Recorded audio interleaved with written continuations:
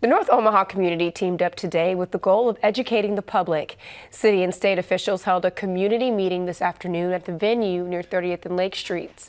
The objective, getting neighbors up to speed on bills being discussed in the Nebraska legislature and the upcoming city election. There were pop-up tables with information on how to contact your senator and how to register to vote.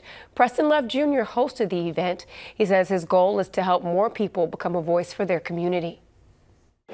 We can't educate them like a course. We only have an hour or two with them, but they ought to know about some of the issues that are before the legislature. They ought to know these candidates.